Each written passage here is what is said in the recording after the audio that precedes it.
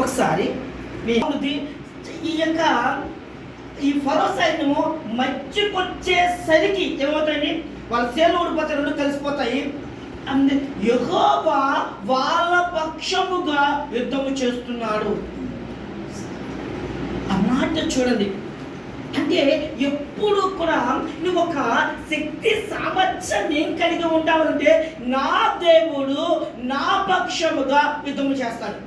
కనుక ప్రతిదీ కూడా దేవుడితో. అందుకనే నీ యొక్క ఉద్యోగ విషయంలో అయినా సరే, నీ ఆరోగ్య విషయంలో అయినా సరే, నీ భద్రత విషయంలో అయినా సరే, నీ కుటుంబ పరిస్థితుల విషయంలో అయినా, ఏది అయినా సరే దేవుడు శ్రేష్టమైన నిర్ణయము తీసుకుంటాడు. కనుక ఆ తీసుకున్న నిర్ణయాన్ని నీ జీవితంలోకి దేవుడు అప్లై చేయాలి అంటే ఆ యొక్క నిర్ణయం తీసుకునే దేవుడికి నువ్వేం చేయాలి, అవకాశాన్ని ఇవ్వాలి.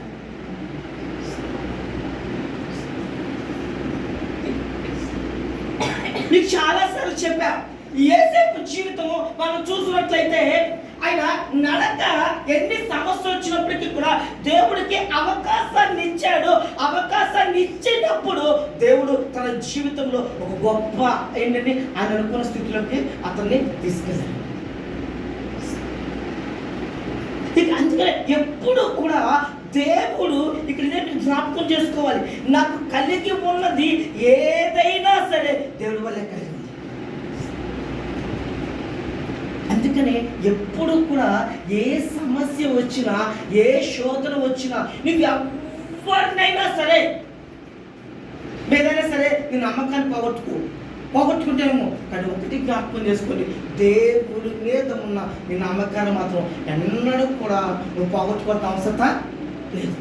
ఎందుకన్నా కలలోనైనా సరే ఆయన నిన్ను మర్చిపోయేవాడు.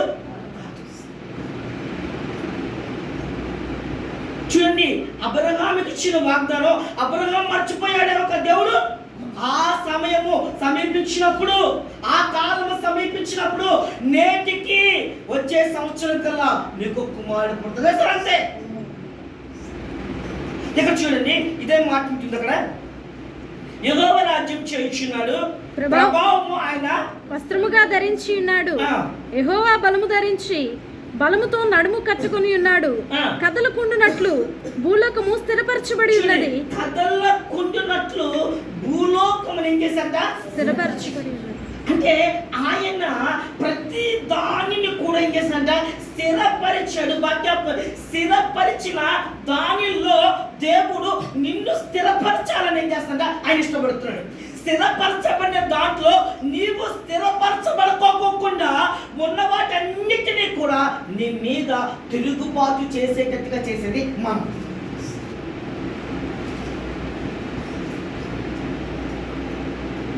అందుకనే అంట భూమి ఏం చేస్తుందంట? ఘోషిస్తుందంట, మూలుగుతుందంట. ఎందుకో తెలుసండి, రెండు విధాలుగా. ఒకటి, దేవుడు బిడ్డలను చూసి, దేవుడు ఆ బిడ్డల జీవితం చేసిన గొప్ప కార్యాలను బట్టి, వాళ్ళు జీవించే మంచి జీవితాన్ని బట్టి ఏం చేస్తున్నారు? ఒకరిని సంతోషిస్తుందంట. ఇంకొక పక్క నుండి దేవుణ్ణి ఎరగిన వారు కానీ, ఎరిగిన వారు కానీ దేవుడికి ఇష్టానుసారమైన జీవితం జీవించకోకుండా వాళ్ళ జీవితాన్ని నాశనం చేసుకుంటూ భూమిలో, మరి ఆ భూమిలో వాళ్ళు జీవిస్తున్నప్పుడు ఆ భూమి ఏం చేస్తుందండి? ఘోషిస్తుంది. అంటే ఏం చేస్తుందా? మూలుగుతూ ఉన్నమాట. ఇక్కడ ఒక అద్భుతమైన విషయాన్ని జ్ఞాపకం చేసుకుందాం. ఇంకోచండి, వస్తున్నప్పుడు ముందు నిన్ను నిలబెట్టాడు కాబట్టి దేవుడు కాదు, ఆయన ముందు ఉండి నేను వెనకాల చేత్తో ఎత్తు పట్టుకుని దేవుడై ఉన్నాడు. అంత గొప్ప దేవుడిని మనం ఆరాధిస్తున్నామని ఇక్కడ చూడండి, ఒక అద్భుతమైన మాట ఉంటుంది ఇక్కడ.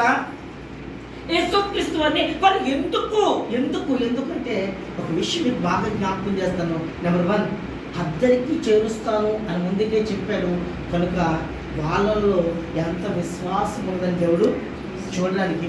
రెండేది జాగ్రత్తగా జ్ఞాపకం విషయం ఏంటంటే, ఏ దేవుడు అయితే వాళ్ళతో పాటు ఉన్నాడో బాగా జ్ఞాపకం చేసుకోండి, ఆయన ఉన్నంత వరకు కూడా వాళ్ళతో వాళ్ళు ఇబ్బంది పెడుతుంది, భయపెడుతుంది, కంగారు పెడుతుంది, ఏది కూడా వాళ్ళని ఏమి చేయలేదు.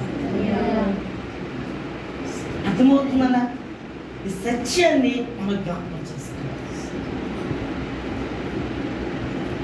అందుకనే ఎప్పుడు కూడా అక్కడ చూడండి వీళ్ళ ఆలోచనలు అంటే ఇప్పుడు ఏం చేశారంటే ఎప్పుడు వీళ్ళ ఆలోచనలు పక్కన పెట్టారు. ఇక పరిస్థితి అయితే పరిస్థితి చేదాటిపోయినప్పుడు వీళ్ళ పరిస్థితులు ఏం చేశారు, పక్కన పెట్టారు. ఇక అప్పటికీ దేవుణ్ణి లేకపోతే మేము చచ్చిపోతాము, అక్కడ చూడండి నశించిపోతున్నాము అన్నారే. కానీ వాళ్ళు డైరెక్ట్గా అక్కడికి వెళ్ళి ఏసు దగ్గర కూర్చొని అలా నిలబడి ఉంటే ఒక అద్భుతంగా చూసి ఉండేవారు కదండి. ఒక అద్భుతాన్ని చూసి ఉండేవారు. వెంటనే అలా అన్నమాట, అయ్యా ఒకసారి ఆ చూడు అని చూపించుంటే బాగుండేది కదండి. కానీ వాళ్ళు ఏం చేశారు అంటే మేము నశించిపోతున్నాము ఆ మాట. ఎందుకని నువ్వు నశించకూడదని ఆయన వచ్చాడు కదండి. నువ్వు నశించకూడదు అనే, నువ్వు ఇబ్బందుల్లో ఉండకూడదు అనే, అయితే నువ్వు ఆ యొక్క దాని చేత నువ్వు బాధపడకూడదనే. అంటే ఏది నీ నోటమ్మట రాకూడదు, ఏది నీలో జీవితంలో కనబడకూడదు, తిరిగి అది కనబడినప్పుడు దేవుడికి ఏం కలుగుతుందంటే దుఃఖము, వేదన, బాధ. ఒక మాట అంటాడు యేసు దేవుడు, చూడండి అయ్యా వీళ్ళు రాజును కోరుకుంటున్నారు అని సమయంలో అన్నప్పుడు మాట అంటాడు. సమయాలు వాళ్ళు నన్నే కాదనుకుంటున్నారు. ఏమంటారండి? వాళ్ళు నన్నే కాదనుకొని వాళ్ళు రాజుగా ఏమన్నాండి. అందుకని ఈరోజు ఒక విషయం జ్ఞాపకం చేసుకోవాలి. దేవుడికి మనము భయపడినట్లయితే, మరొక్కసారి హృదయం అర్థం చేసేసుకున్నాడు, దేవుడికి మనం భయపడినట్లయితే ఈ ప్రపంచంలో దేవుడికి భయపడాల్సిన అవసరం. దేవుడి విషయంలో నువ్వు భయభక్తులు కలిగి ఉన్నట్లయితే దేని ఎదుట కూడా నువ్వే మాత్రం కూడా నీ జీవిత విషయంలో కానీ ఏ విషయం నీ పిల్ల ఏ విషయంలో కూడా నువ్వే మాత్రము కూడా జడివలసిన అవసరం లేదు. ఎందుకంటే దేవుడు ఆ విధమైన ఆ పరిస్థితులు మన జీవితంలో ఏం చేస్తాడా అనుగ్రహిస్తాడు. ప్రభువా మేము ఒకటి నశించిపోతున్నాము, రెండు నీకు చెప్తాను. చూసారా? అంటే సరైన సమయంలో, అంటే సరైన భక్తి భావనలు కానీ సరైన ఆ యొక్క భక్తిని కానీ మనం చేయలేకపోయినప్పుడు ఏమవుతుందంటే దేవుణ్ణి సరిగా అర్థము చేసుకోకపోవడం పక్కన పెట్టండి. దేవుడి మీద మనం ఏం చేస్తామంటాం, తిరుగుబాటు చేసే స్వభావంలో మనం అది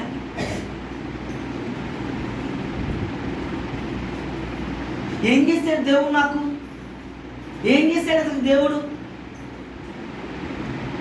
ఒక మాట ఏం చేసే అన్న నోటితో ఎంతవరకు నువ్వు సజీవరకంగా దేవుడు చాలండి. అందుకనే ఈరోజు మనము ఆ విశ్వాసాన్ని మనం ఏం చేసుకోవాలి, అభివృద్ధి చేసుకోవాలి. అక్కడ చూడండి 3వ వచనం చూడండి, అదే చెప్తున్నా చూడండి. స్థిరమైన సదాకాలము ఉన్నవాడు నువ్వెవరండి? అంటే ఆ సదాకాలము అంటే ఏ కాలము? ఎల్లప్పుడూ కూడా నువ్వు ఉంటావు. అంటే సదాకాలము ఉంటున్నావు. అంటే సదాకాలంలో ఏ కాలం ఉన్నాయి? కొండల కాలం ఉంది, లోయల కాలం ఉంది, అలాగే సమతుల్యమైన కాలం కూడా ఉంది.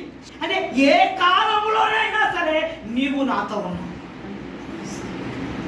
అందుకనే నువ్వు నాతో ఉన్నావు. ఆ కొండల్లోకి వెళ్ళినప్పుడు జాగ్రత్తగా నేను ఏం చేసుకోవాలి, జాగ్రత్త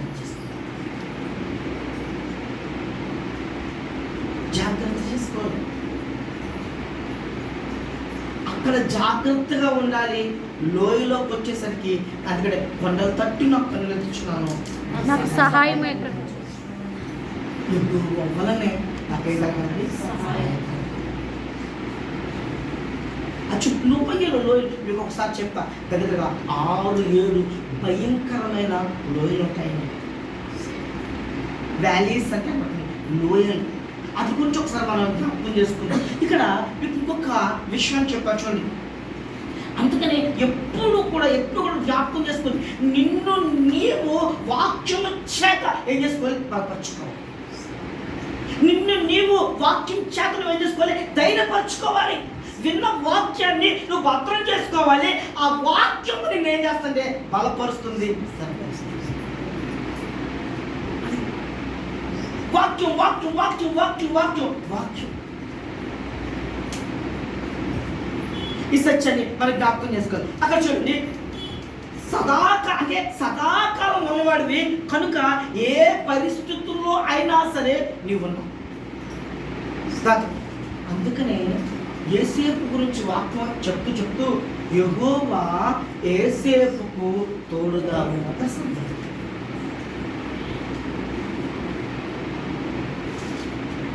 ఎప్పుడు తోడుగా ఉన్నాడు? ఎక్కడ తోడుగా ఉన్నాడు?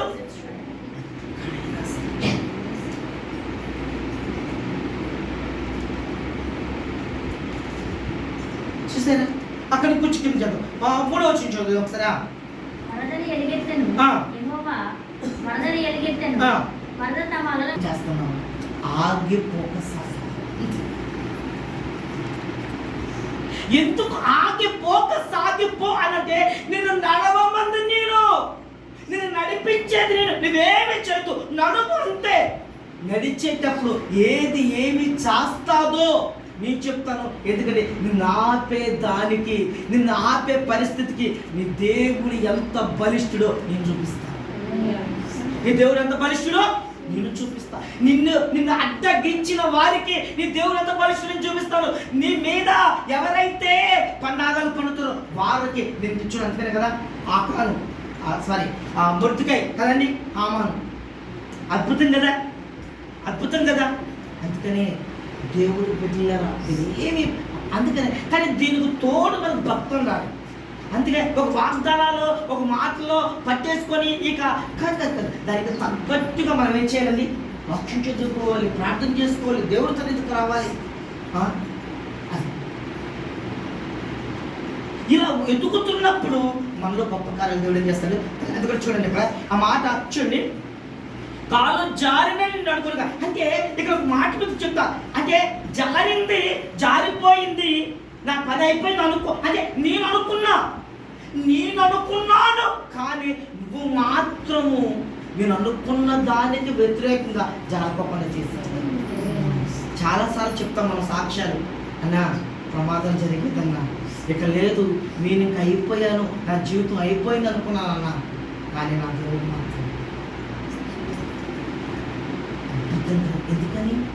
ఎందుకంటే అక్కడ ఉన్న పరిస్థితికి నీ దేవుడు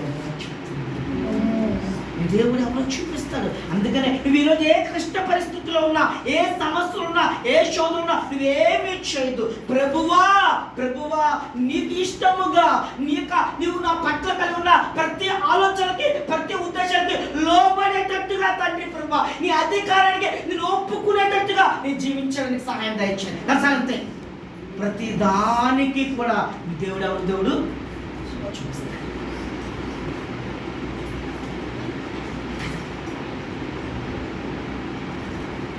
చూడండి, ఇంకొక మాట కింద రండి.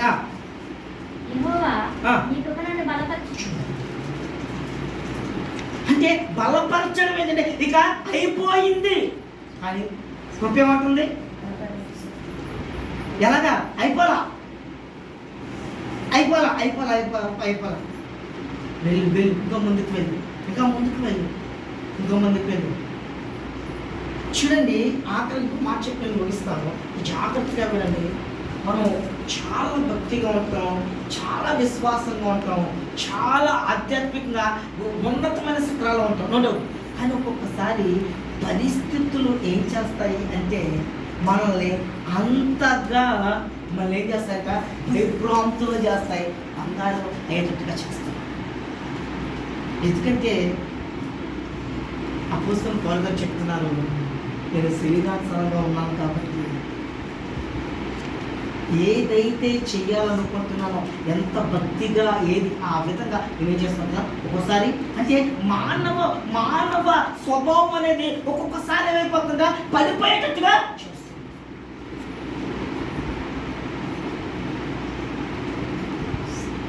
ఏలియా 600 మంది 600 మంది భయం కదండి. ఇంచుమించు అక్కడ బాగా చదవండి. ఏం చేశాడు? చంపవతలు పడేశాడు. రండి రండి ఇంకెవరు వస్తారన్నారు. ఎవరు? ఈ లోపల ఎవరు వచ్చారండి? యెజబెల్ వచ్చింది.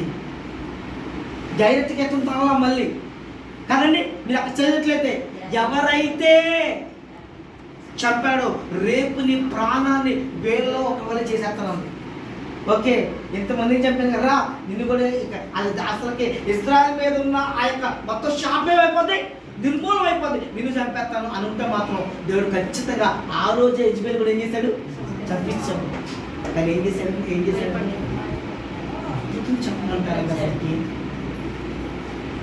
దేవుడితో ముఖాముఖిగా మాట్లాడి రోషము కలిగి అగ్నిని సైతం కూడా దించగలిగిన ఉజ్జీవమైన ప్రవక్తలో ప్రవక్త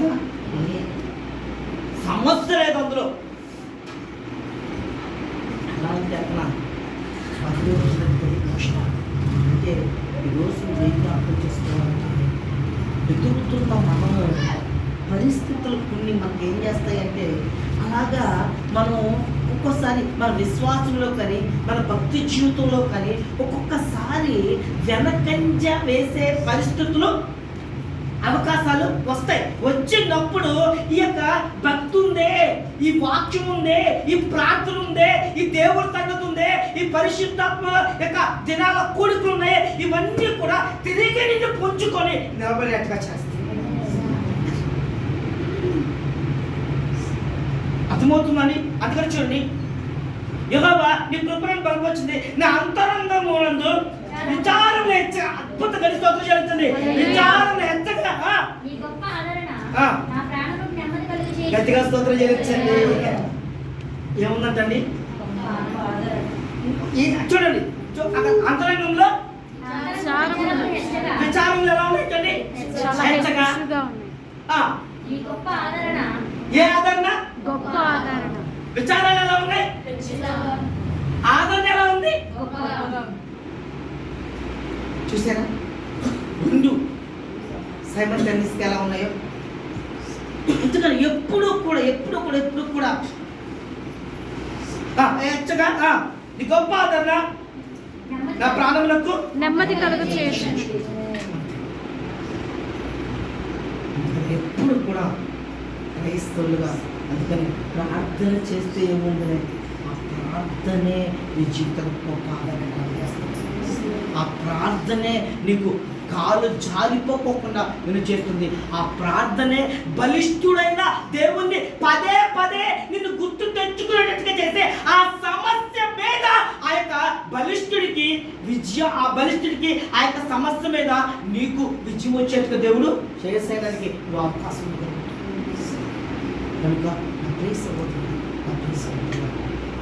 ఎప్పుడు కూడా క్రైస్తత్వంలో కొండలు లోయలు అనుభవాలు ఉంటాయి. అయితే అనుభవం దేవుడు ఎప్పుడు కొన్ని నేను చేయడండి, లోయల అనుభవం ఎప్పుడు నేను చేయడు, విడిచిపెట్టడు. కొండ మీద ఉన్నప్పుడు దేవుడి గురించి చెప్పు, లోయలో ఉన్నప్పుడు దేవుడితో మాట్లాడు. అసలు అద్భుతమైన విధి విధానంలోకి దేవుడు నడిపిస్తాడు. అతి కృప దేవుడు మనందరికీ ఇచ్చింది. ఆమేన్.